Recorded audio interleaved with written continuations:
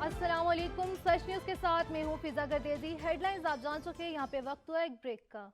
Break के बाद आपको बताएं, सियासी क़यादत का बानी पाकिस्तान के योम पैदाइश पर अपने अजीम कायद को भरपूर तरीके से खराज अकीदत सदर मुमलिकत और वज़ीर आज़म की जानिब से खसूसी पैगाम जारी किए गए। कहते हैं कायद आज़म के असूलों पर अमल करना होगा। सदर मुमलिकत आरिफ अलवी ने अपने पैगाम में कहा कि कायद आज़म ने कहा था कि कश्मीर पाकिस्तान की शहरग है, कोई कौम इसकी शहरग को दुश्मन के कब्जे में रखने की इजाज़त नहीं दे सकती। कायद आज़म के योम पैदाइश पर अपने पैगाम में उन्होंने कहा कि कायद आज़म के फरमुदात पर अमल पैरा होकर मुल्क को मुस्तहकम करेंगे। अपने पैगाम में वज़ीर आज़म शहबाज शरीफ ने कहा कि कायद आज़म के असूलों पर अमल पैरा होना ही खराज अकीदत का बेहतरीन तरीका है। इनका कहना था कि अंदरूनी खलफिशार ख़त्म करके मुल्क की तरक्की के लिए शाना बशाना रोज़ मेहनत करनी चाहिए। वज़ीर दाखिला राना सनाउल्लाह का कायद आज़म के योम पैदाइश पर खसूसी पैगाम। कहते हैं पूरी कौम को बानी पाकिस्तान के जन्मदिन की मुबारकबाद। पाकिस्तान वज़ीर दाखिला ने मजीद कहा कि बरसगीर के मुसलमानों पर कायद आज़म का एक एहसान अजीम है। आज का दिन बानी पाकिस्तान से अहद का दिन है कि हम अपने वतन की सालमियत और तरक्की के लिए हर कुर्बानी देंगे। हम पाकिस्तान को कायद आज़म मोहम्मद अली जिन्ना के फरमुदात की रोशनी में एक फलाही और इस्लामी रियासत बनाएंगे। योम कायद पर हम अहद करेंगे कि पाकिस्तान के हर शहरी को इसका आईनी तहफ़्फ़ुज़ और हकूक मिले। पिशावर योम कायद आज़म पर वज़ीर आला खैबर पख्तूनख्वा महमूद खान का पैगाम। उन्होंने कहा कि अपने पैगाम में कहा कि कायद आज़म की वाहलाना क़यादत और अनथक जद्दोजहद को खराज अकीदत पेश करते हैं। बरसगीर के मजलूम मुसलमानों के लिए अलहदा रियासत का क़याम कायद आज़म की अनथक जद्दोजहद का नतीजा है। कायद आज़म के असूलों, ईमान, इत्तेहाद और तंजीम को जिंदगी का शार बनाने के से मुल्क तरक्की कर सकता है। अजीम कुर्बानियों के नतीजे में मुल्क खुदादाद पाकिस्तान मुअर्रिज़ वजूद में आया। मुल्क खुदादाद की बका और सलामती हमारी अवलीन जिम्मेदारी और तरजीह है।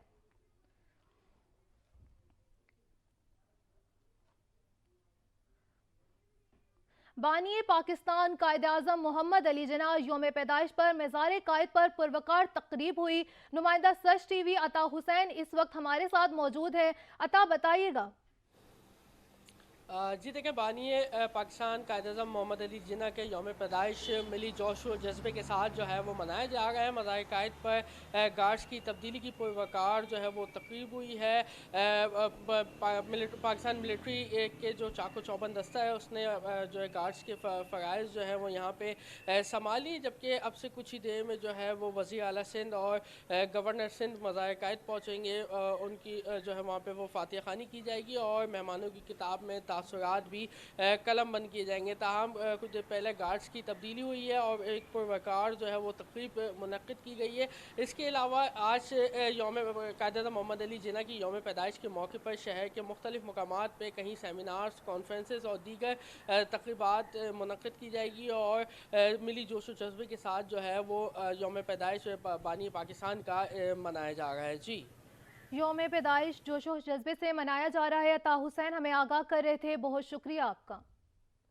विफाकी दारहुकूमत में बानी पाकिस्तान कायद आज़म मोहम्मद अली जिन्ना के योम पैदाइश और क्रिसमस के हवाले से तकरीबात का इनेकाद किया जा रहा है। दुआया तकरीब भी मुनक्किद हो गई। मजीद जानते हैं अलमदार बलोच से। अलमदार, बताइएगा।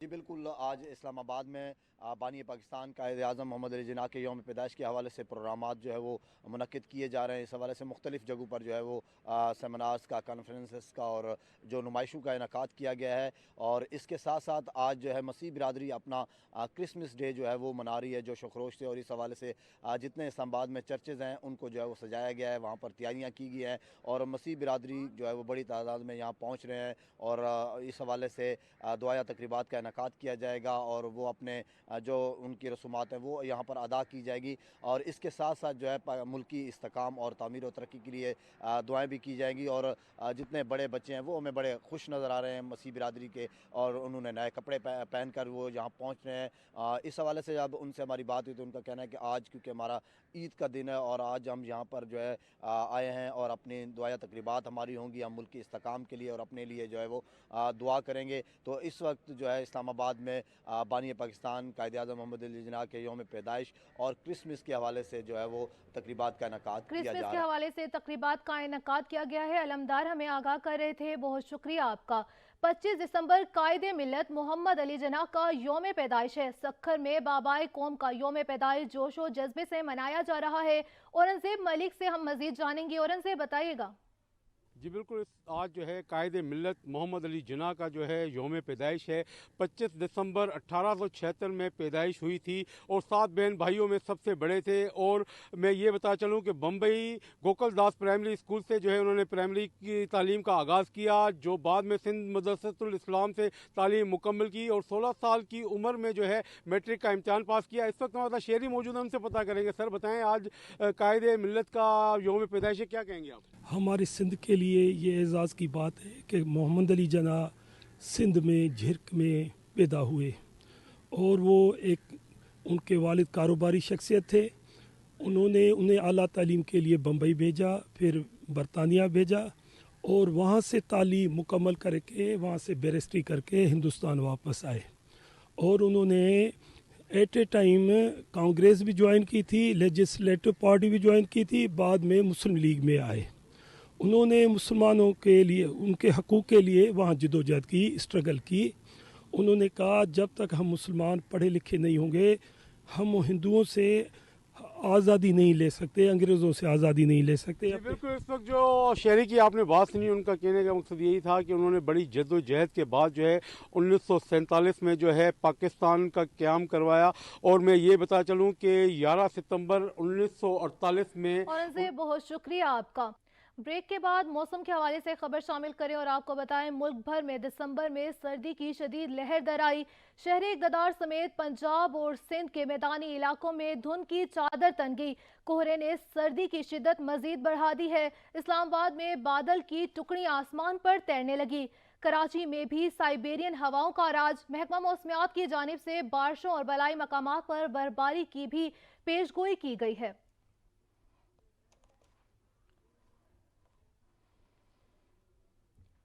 सिंध, पंजाब और खैबर पख्तूनख्वा के मुतादिद इलाके गहरी धुंध की लपेट में आ गए हैं। धुंध के बाइस कई मकामात पर मोटरवेज को जुज़वी तौर पर बंद करना पड़ा है। M1 इस्लामाबाद से पेशावर, M2 को ठोकर न्याज बेग से कोट मोमिन और मोटरवे M4 शेरशाह से शामकोट तक बंद कर दी गई है। M5 शेरशाह से रोहड़ी तक बंद कर दी गई, जबकि लाहौर सियालकोट मोटरवे M11 भी ट्रैफिक के लिए बंद कर दी गई है। गहरी धुंध की वजह से सवात एक्सप्रेस वे कर्नल शेर खान ता इस्माइलिया तक ट्रैफिक के लिए बंद है।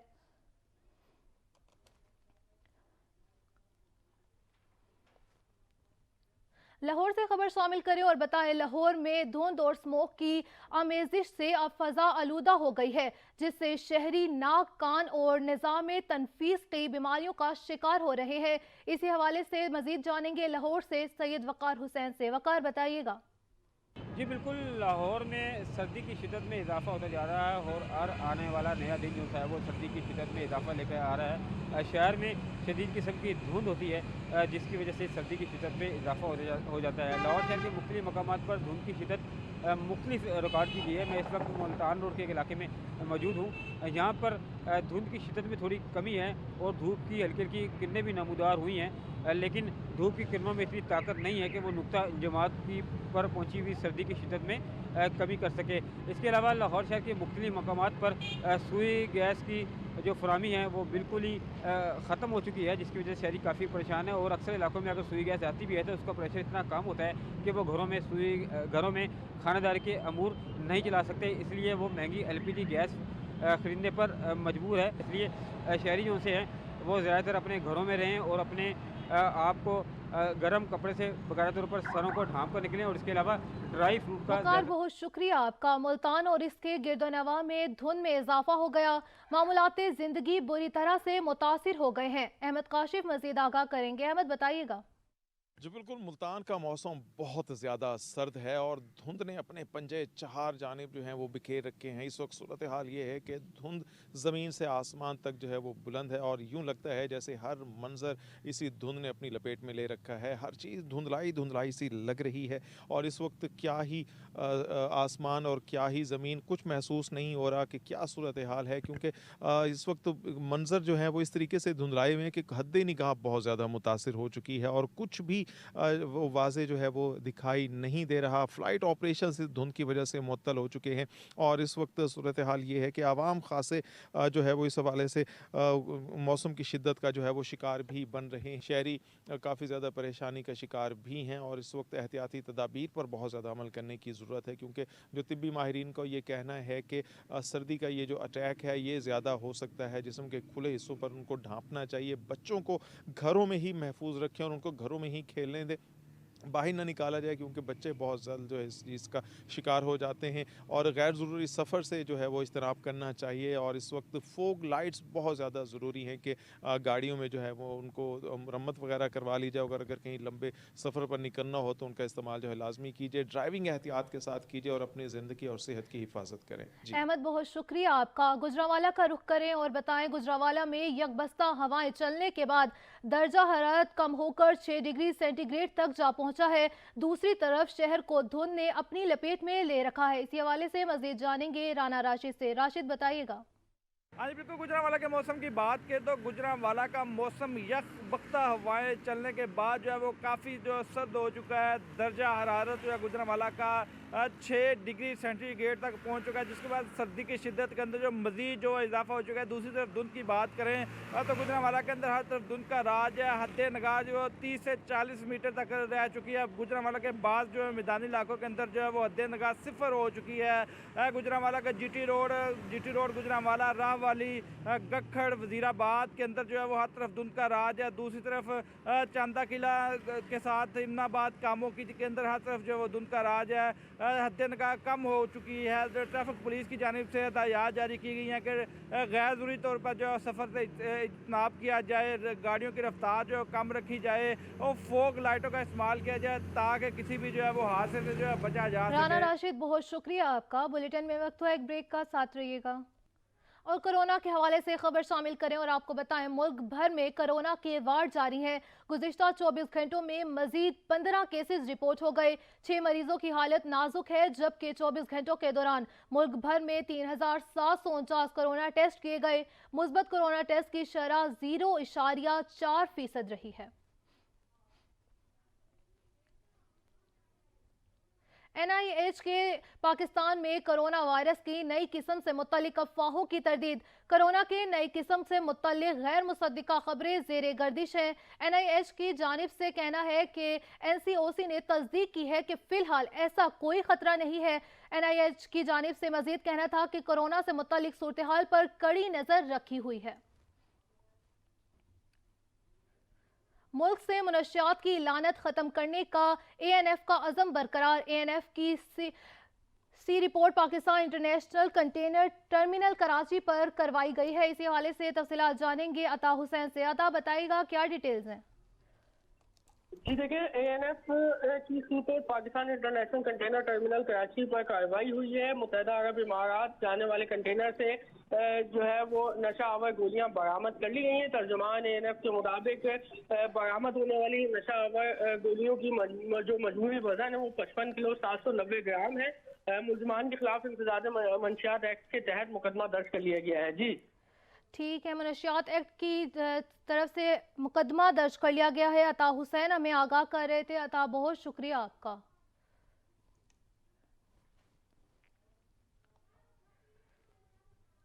मुल्क भर में महंगाई का तूफान बरपा हो गया। सस्ते और बचत बाजारों में भी रिलीफ बराए नाम रह गया।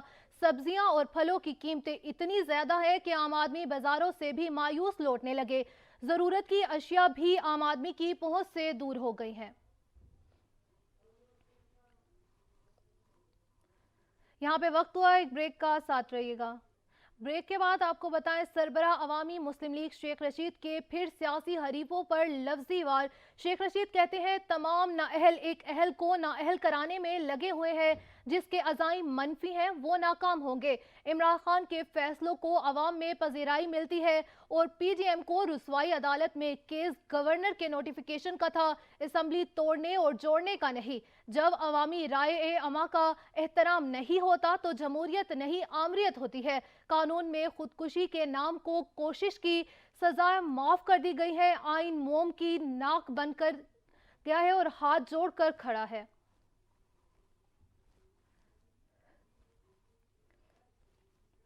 मुआशी सूरत हाल बद से बदतरीन होती जा रही है। यकीन है इलेक्शन मार्च में हो जाएंगे, ऐसा ना हुआ तो मुल्क दिवालिया हो जाएगा। इमरान खान ने खबरदार कर दिया। निजी टीवी को इंटरव्यू में कहा, कुछ देर के बाद इस्टेब्लिशमेंट और अदलिया को भी हालात की संगीनगी का एहसास हो जाएगा। कानून की धज्जियां उड़ाई, सोशल मीडिया पर गंद फैलाकर कौम को गुमराह किया जा रहा है। पीर को कौमी असम्बली अराकीन इस्तीफों की तस्दीक करने के लिए का ऐलान भी किया जाएगा। क्या इमरान खान ने इंतखाबात मार्च और अप्रैल 2024 की पेशगोई की है? वज़ीर इत्तलात मरियम औरंगज़ेब के कप्तान पर तंज़ियावार बोली, इलेक्शन की पेशगोई से नहीं होते, आईनी मुद्दत पूरी होने के बाद होते हैं। इमरान खान के बयान पर रद्द अमल देते हुए वज़ीर इत्तलात का कहना था कि डील तो आप जनरल बाजवा से ताहयात एक्सटेंशन की ऑफर करके करना चाहते थे, डील तो आप FIA के DG से करना चाहते थे, डील तो आपने तैयबा गुल को वज़ीर आज़म हाउस में अगवा करके की। उन्होंने कहा कि आप आवाम को जितनी ठेस पहुंचा चुके हैं वो जख्म काफ़ी है। महंगाई बेरोजगारी की ठेस पहुंचाई, जिसका दर्द आज तक जारी है।